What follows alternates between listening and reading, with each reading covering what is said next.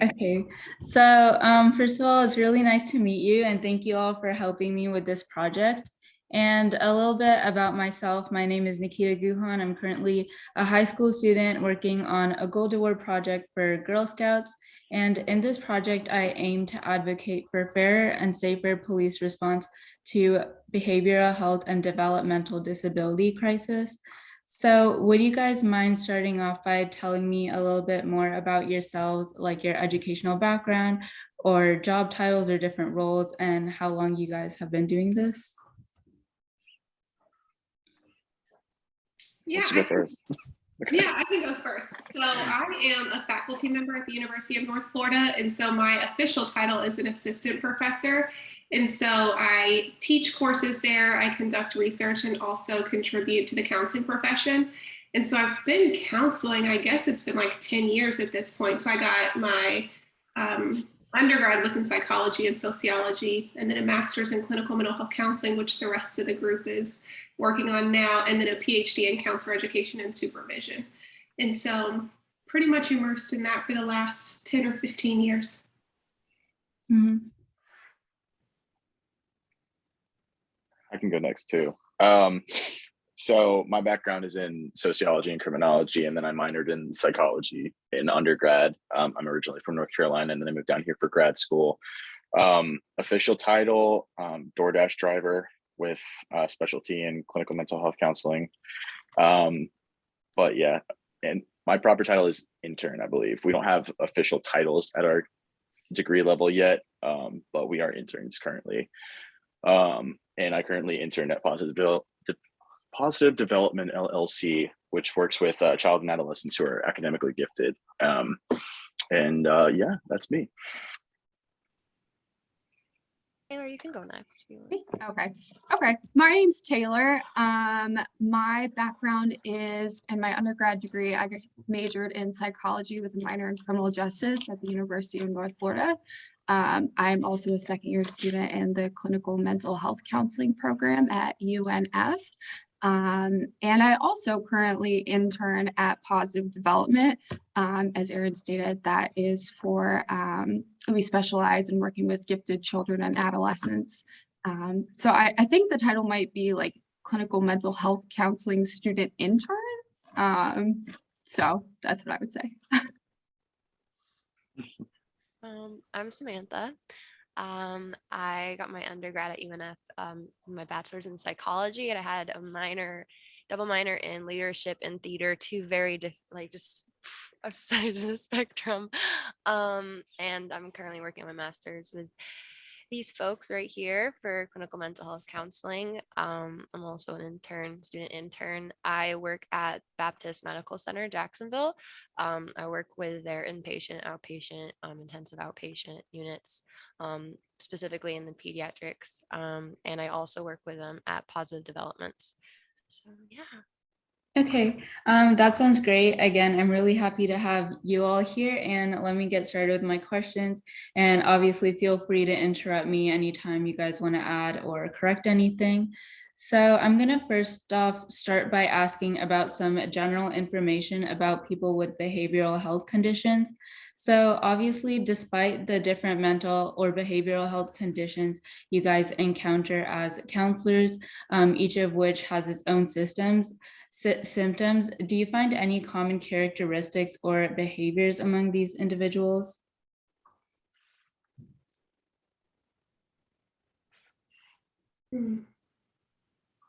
I'll say yes, because I did a very comprehensive write down of all of these answers that I wanted to give today. So I prepped. At least from my standpoint, a lot of the symptomology we see, I've noticed it comes from external factors. So that means things that are outside of your control. That means like your family, the environment you grew up in, school, things like that nature. So I wrote down history of trauma, as well as a family history of serious mental illness. So genetically, it can also be a huge indicator of behavioral conditions, things like that. And then few protective factors, if any, in their life. So that means the things in your life that kind of keep you grounded, that attribute to positive influences in your life. So good friends, good family members, good outlets, good hobbies, things of that nature. So people who typically exhibit more symptomology in terms of behavioral conditions tend to have lower amounts of those protective factors. But then again, there's a plethora of other things that could attribute to it as well. Mhm. Yeah, that was a really good answer, Erin. So I could add Thanks, Professor. for like just like the people that reach out to a counselor in general, I would say like it's probably the last resort. You know, it's like you have struggled for many years in many different relationships and dynamics and whatever the case may be. And so I think a lot of times by the time you go to your friends and your family and your pastor and your community resources and all of those things, I tend to see a lot of people are like feeling really hopeless or really helpless or feeling like this is a last ditch effort to get some help. And on the other side of that, also, it's like they're taking the steps to enhance their mental health. So I think like with what Erin is talking about, the protective factors, I would definitely say resiliency. Because like they're in the counseling room in front of you, so they have to want to get better or to start creating change. So I would add those two things. Okay, so does anyone else have anything to add for that question? For pretty good, straightforward answers for that. I also very strongly agree with Dr. Terrell on adding resilience. Because we don't really necessarily, I feel like there's a stigma that individuals with like mental or behavioral health conditions don't have a lot of resilience, and that it's seen as a weakness. However, I think that it shows immense strength to be living with that every day, and to be able to go to somebody for that shows immense courage and resilience as well. So Okay, so do individuals with behavioral or mental health conditions in general tend to be more sensitive to stressful or high pressure scenarios, even though it's hard to generalize? I think that's a really good question. And like, I think you might have already been gathering from a lot of our answers. I think the answer is it depends. It depends on the person. It depends on their past. It depends on their certain mental health conditions. And so while that can be the case, I would say that that's not wholly the case for everyone.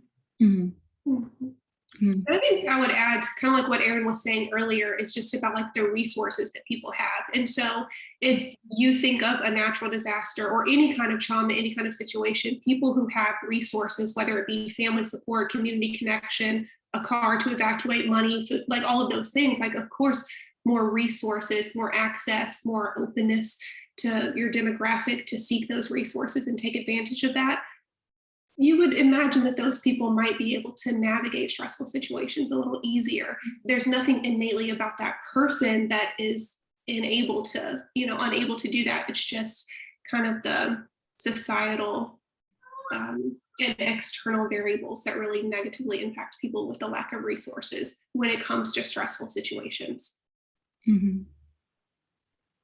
Yeah. Oh, go ahead, Nikki. No, you can go ahead. Okay. I was going to say to Taylor's point, like our favorite phrase in this field is it depends, because so many things are subjective, but you do have certain diagnoses that too tend to present as being lower in stress tolerance domains. So I think of certain diagnoses like ADHD or autism spectrum disorder, where sensory perception and sensory deficits tend to elicit stronger responses when stress can be induced. So in the context of our work,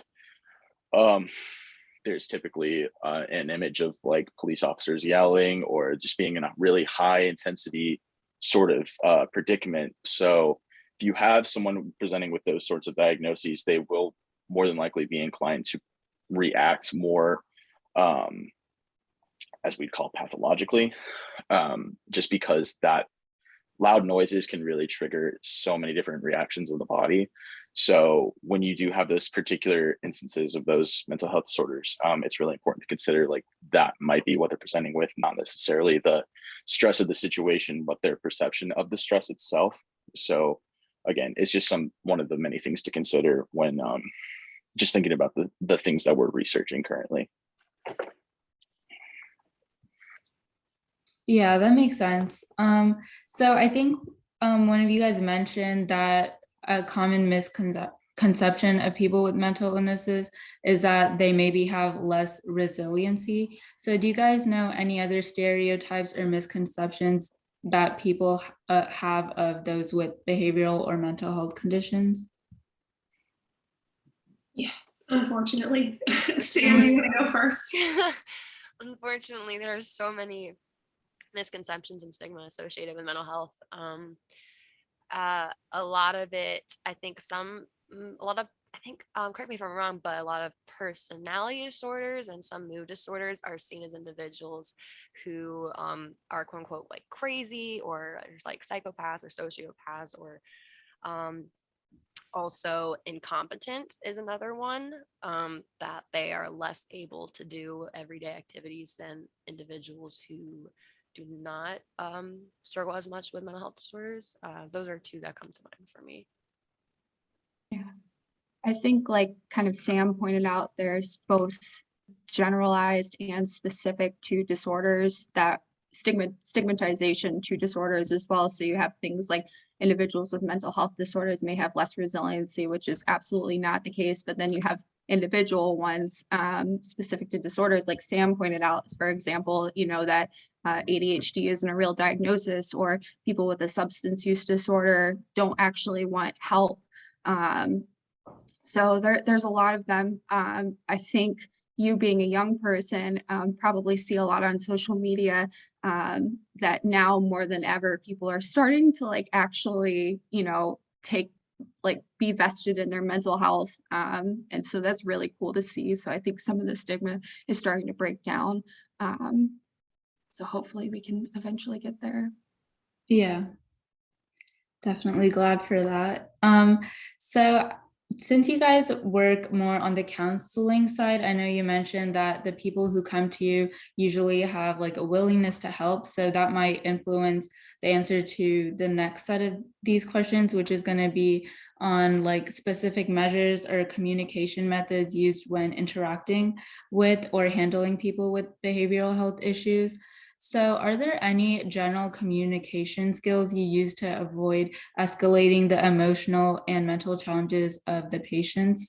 For example, like a certain way of talking to them or phrases to avoid saying? For sure. I think we could start this conversation by talking about like just being mindful of the language that we use and microaggressions that we use. And so those are things that are like really unintentional and not meant at all to be hurtful. And maybe we've just heard them in the media, or we think it's appropriate, or the language might be outdated. But I think that avoiding microaggressions, avoiding stereotypes, and all of the things that Sam and Taylor said about like the negative stigma associated with people struggling with mental health. And so you don't want to be another person who is looking at or judging a person who is struggling and using that kind of language. And then of course, like on the other side of that, so yes, avoid microaggressions, but then also we try to be really cautious to be validating, to normalize our clients' experiences so they're not alone, they're not the only ones suffering. And so I think those are two big ones for me. And to go off of that, especially like not just like in the context of our research, but like just in the counseling, the space itself, there's sort of just like we have tenets that we hold to that are fairly simple. That's they're called the Rogerian conditions of empathy, unconditional positive regard, and congruence. So just being true to yourself, sitting in the room with your client or whoever you're interacting with, no matter how they're presenting, being empathetic, listening to their concerns, listening to what they're saying, validating it back to them. And then in terms of like when things get escalated, just speak calmly, slowly, comprehensively, and coherently. So speak softly and don't make it any worse than it appears to be. And treat them like people, not like animals. They are people in front of you, regardless of the way that they're presenting. So again, that goes back to the empathy. Like this is a human having a human experience right in front of you. It is natural for them to experience this. So validate that and then stay grounded, stay to yourself, and more than likely it'll diffuse fairly quickly. It's like speaking warmly and assertively instead of heated Mhm. is like a pretty big distinction that like I've figured out throughout like with working with some like people uh, recently. So it's just instead of getting heated, just it's just warm but Mhm. assertive. So yeah. It's a good way to say. So like being like tactful Mhm. and just like very mindful of the language that you're using and the tone that you're using, and being very, very tentative in the way that you say things and the way that you share feedback with your clients.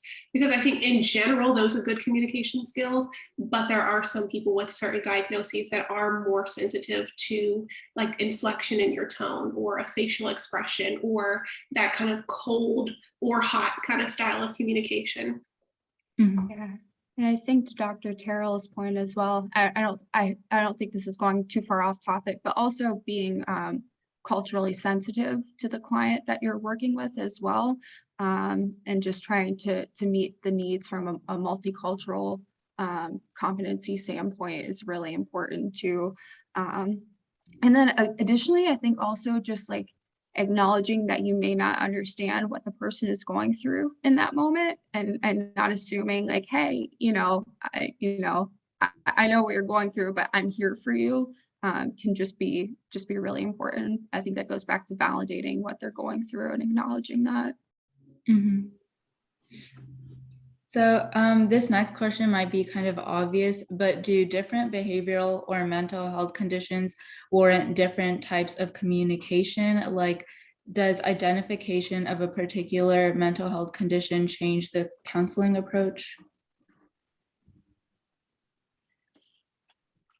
I mean, I would say in general, like the communicative skills that we were just talking about, like those across the board, I think just make you a better communicator in life. They're going to make you a better counselor, better able to facilitate conversations. But then, of course, when you are working, like if you're working with children, your demeanor, your tone, your tact, the way that you communicate about certain things is going to be very different from working with an adult. So that's like a very clear difference.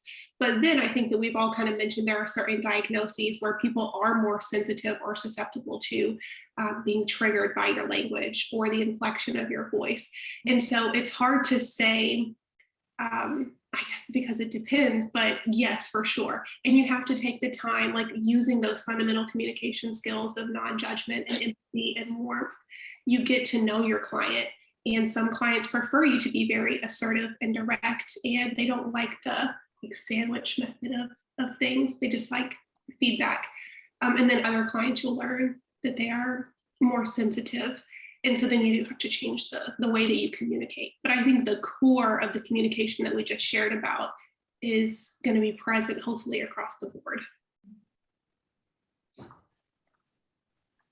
Okay, so from my understanding, part of the UNF Clinical Mental Health Counseling Program is working with the Atlantic Beach Police Department to provide training and mental health knowledge. So I'm going to be asking a few questions about this training, and I don't know if you guys are like involved in that directly. So if you don't know, if you're not aware of what I'm asking, then it's fine.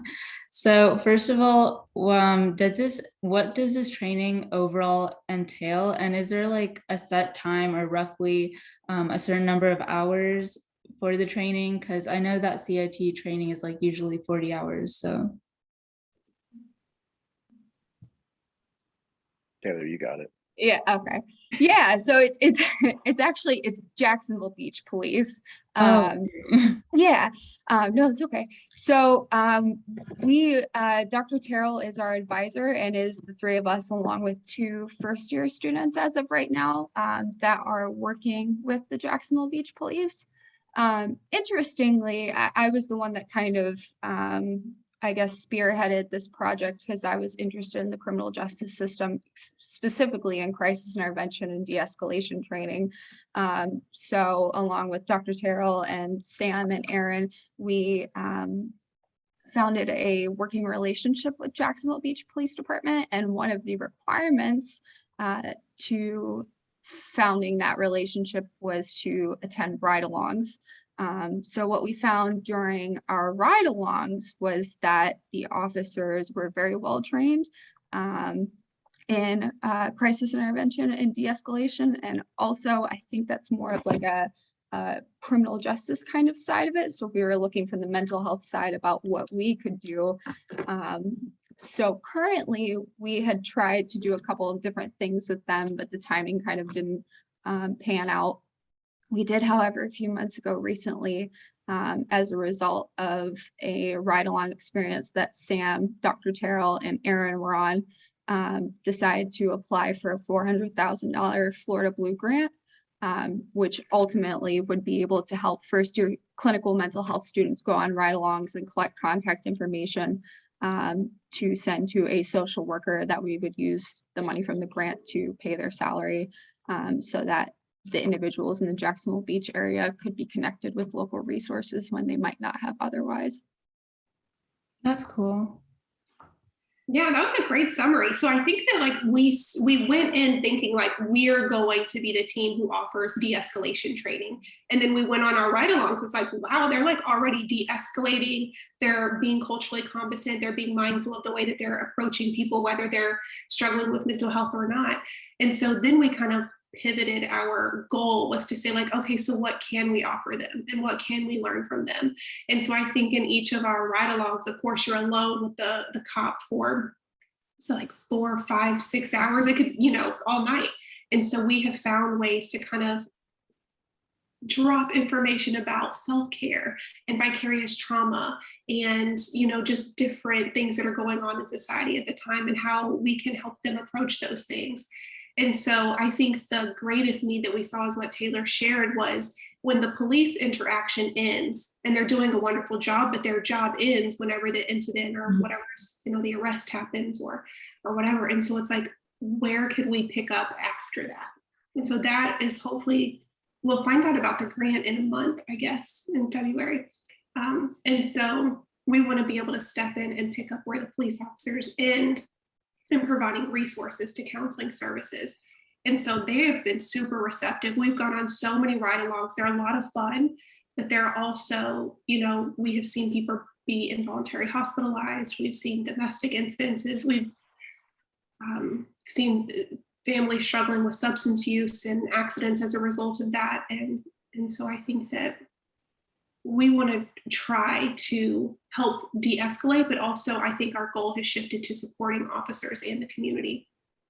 Got it. So I guess it's more focused on connecting them to resources after they like immediately handle the situation.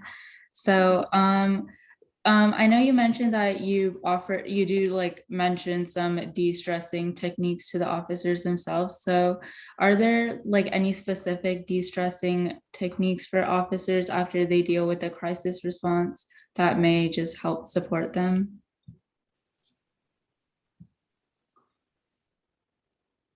Yeah, there's plenty.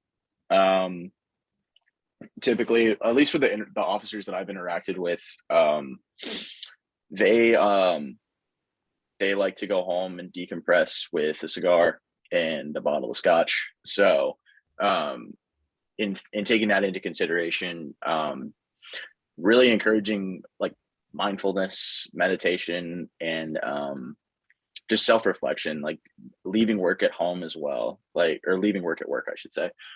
Going home, separating your work life from your home life. I think that is a really integral part of helping officers to not burn out, which is also one of the things we really wanted to help with when we started this as well, was just to reduce officer burnout, because then that can lead to those high stress situations that we were talking about earlier. So if we can decrease those, then we can decrease a lot of negative interactions.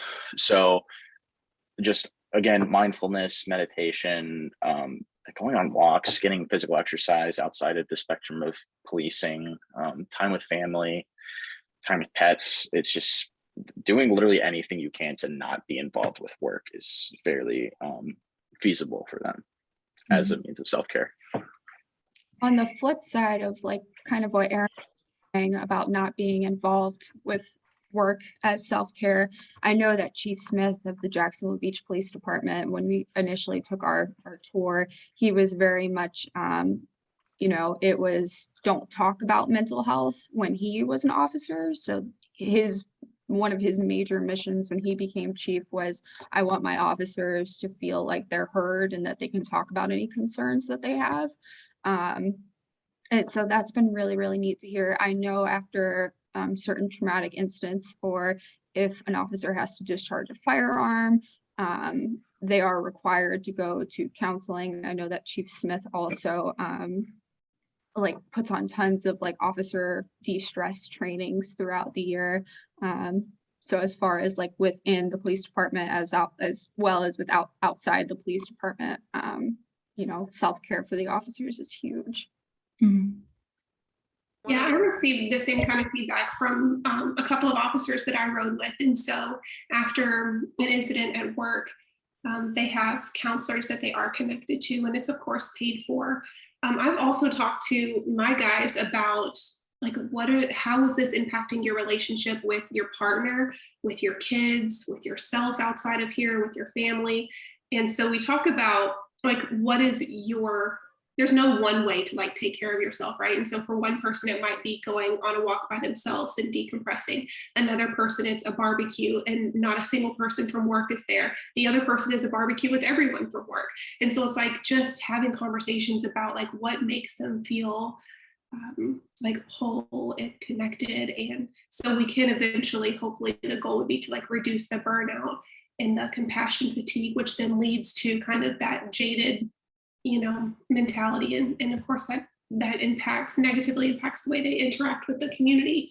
And so I think it depends on the individual person, but we have been really lucky to be able to like earn the trust of the officers that we ride with. And when we talk about, self-care and mental health, I do think that they're listening and integrating it. Mhm.